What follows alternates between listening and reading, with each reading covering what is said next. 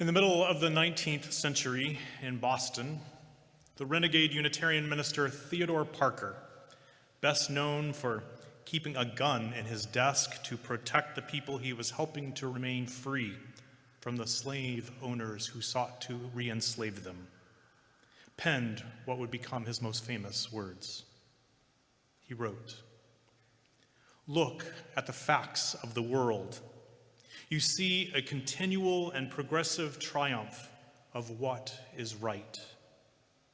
I do not pretend to understand the moral universe. The arc is a long one and my eye reaches but little ways. I cannot calculate the curve and complete the figure by the experience of sight. I can divine it by conscience. And from what I see, I am sure that it bends towards justice." More than a century later, a more concise version of these words was frequently quoted by the Reverend Dr. Martin Luther King Jr.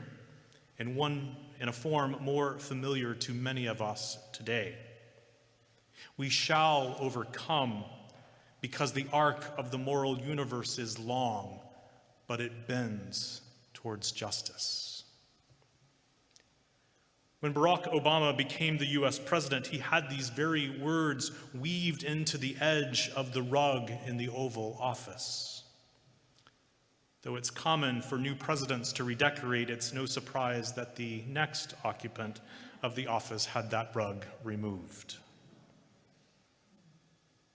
My question to you this morning is, do you buy it? Do you believe that the arc of the moral universe does actually bend towards justice? Do you believe it in your bones, or in your head, or your heart, or your gut? There are at least two ways to come at this question. The first is evidence-based and requires us to look at how things have changed over time, to turn our gaze back to some point in history, and then try to gauge whether and how things have improved since. The second approach is, I think, a question of faith.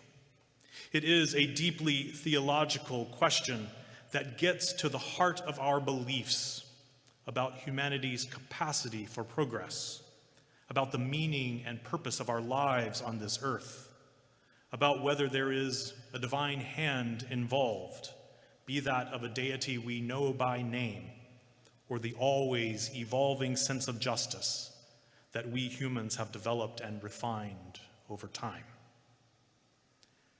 As for the first approach, I believe the historical record ultimately shows a pattern of genuine progress, though there have been twists and turns, advances and setbacks, and of course, devastatingly shameful chapters that have shattered every definition we have of human decency. It seems fair to say that the curve of the arc of the moral universe is not always a sure and steady thing. Progress can be precarious. The advance of love and justice can be undermined. I think of visiting historical sites in Berlin a few years ago, coming to really appreciate how bold and vibrant was the emerging queer scene in that city between the world wars. And then the next day, walking through Sachsenhausen, the concentration camp outside of Berlin, where so many of those same queer people were tortured, worked to death, or executed only a short time later. I think today of women losing ground and having authority over their own bodies in places like Texas and Afghanistan. And I think of the waning democratic rights of citizens in Hong Kong. In just these few instances and in so many more, we are reminded that the pendulum of progress can swing in both directions. Though it must also be said, thankfully, that there has been an almost constant counterpoint of human goodness that has emerged in the face of so much human horror. People of conscience who, in ways great and small, bold or behind the scenes, have acted, sometimes at grave risk to their lives and their own well-being, to resist evil, to overcome injustice, to alleviate suffering, and to help usher in healing and peace.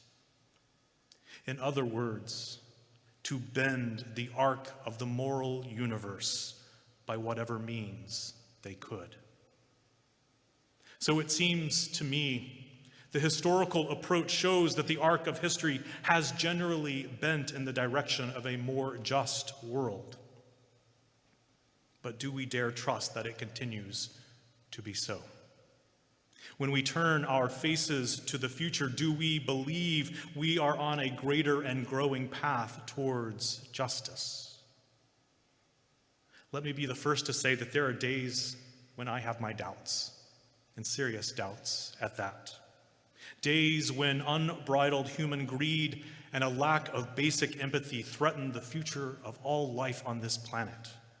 Days when the denial of our real history undermines our efforts to bring about a world of true equality for all. It is in the face of such doubts that the question about the bending arc of the moral universe becomes a matter of faith. Sometimes faith arises in spite of evidence to the contrary. For me, it is a deeply abiding trust that we will somehow ultimately continue to struggle on towards the day when our aspirations for justice are more fully realized. I believe it is the best part of who we are, that listens for the longing of the heart over and above the demands of our own egos, for a world that is ever more fair, just, and at peace.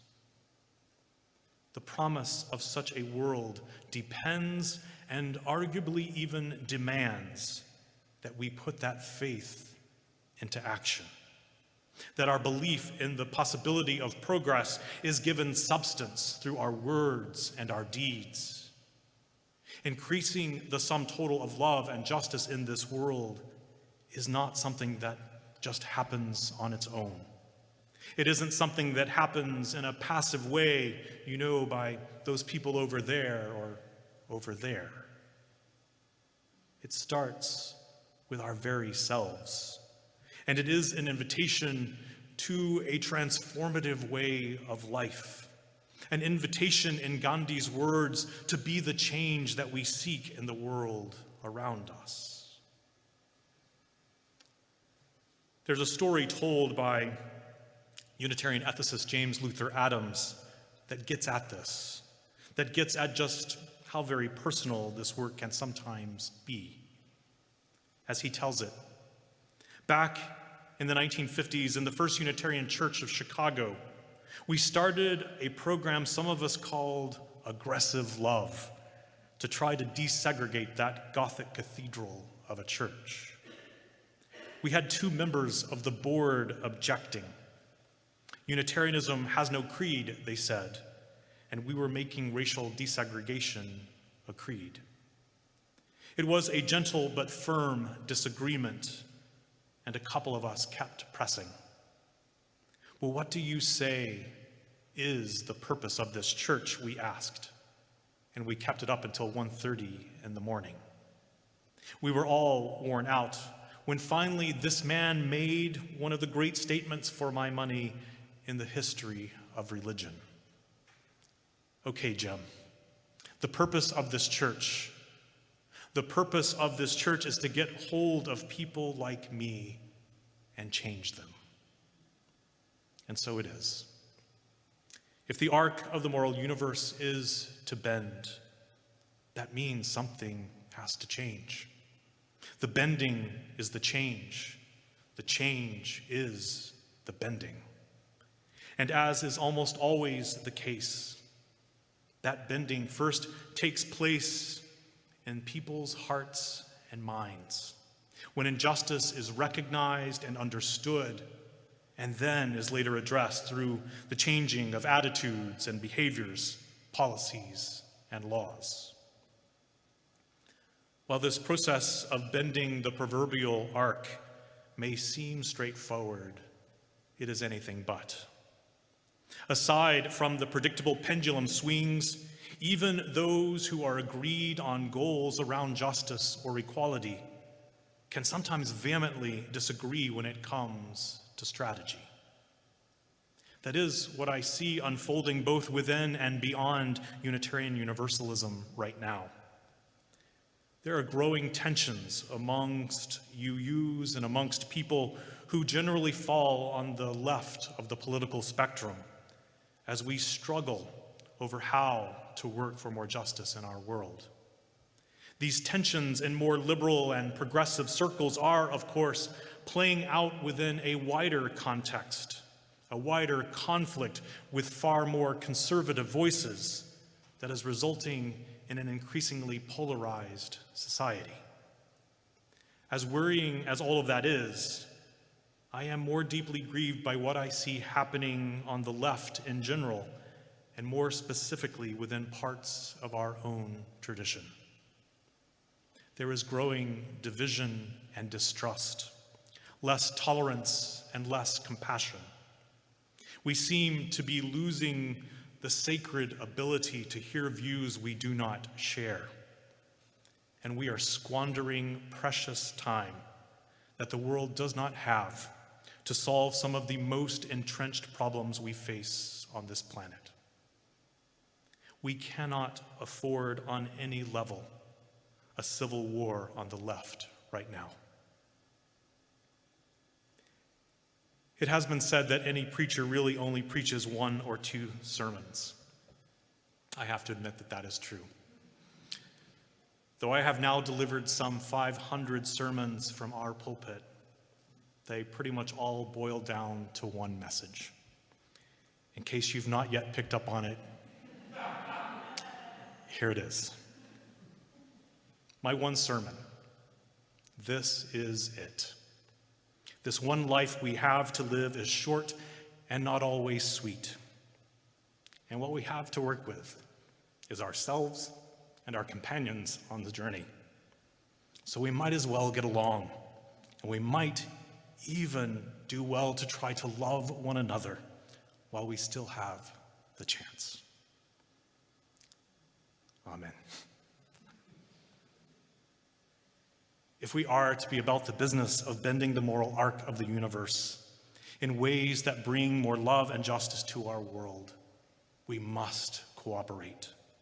We must seek and build upon common ground. And while I believe this to be true for humanity at large, I believe that as UUs, we must hold ourselves to a higher standard. Our principles call us to deep respect for one another, and they call us to an ongoing practice of acceptance and compassion. Such a way of being calls us into loving relationship with one another, and it opens up the possibility of change. Because we humans create change to uphold and protect what we most dearly love. This is not in any way to diminish the very real differences that exist among us. Those differences are often about the ways that we go about working for justice. They are about the goals, and they are about the speed at which we move to reach them. And while we might sometimes wish for more perfect partners in all of this, we who are each other's companions on this blue boat home of ours are who we have to work with. Real progress happens at the speed of relationship, at the speed of trust. My prayer then, my deepest hope for us all, is that the practice of our faith helps each of us to expand our heart's capacity for humility and understanding, deepening our compassion for others and our reverence for life. This is a faith that calls us to stretch and to grow and to change. In contrast to the do whatever you want faith we sometimes make it out to be, our tradition invites us to take up the examined life. It asks us that we look closely at the workings of our own hearts to see if love is truly carrying the day. It asks us to take stock of our behavior, to gauge whether we practice what we preach, whether ours is a life of integrity in how we live and move and have our being in this world. This doesn't mean that any of us is perfect or even trying to be. Far from it. What it means is that we need to be working steadily with what we have and with all deliberate speed, to be a force for change in this world, and letting that force work through us, through our hands and our feet, in what we say and in what we do, to help bend the arc of the moral universe towards justice with the relentless power of love. Now, this path does not appeal to everyone. It is harder than it looks. It involves stumbles and roadblocks. The way is littered at times with disappointment and failure. And yet, such is the way that leads on to the real work of this world, towards meaning and purpose, towards healing and reconciliation, towards justice and towards peace. May we give ourselves over to the bending until our work is done. Blessed be.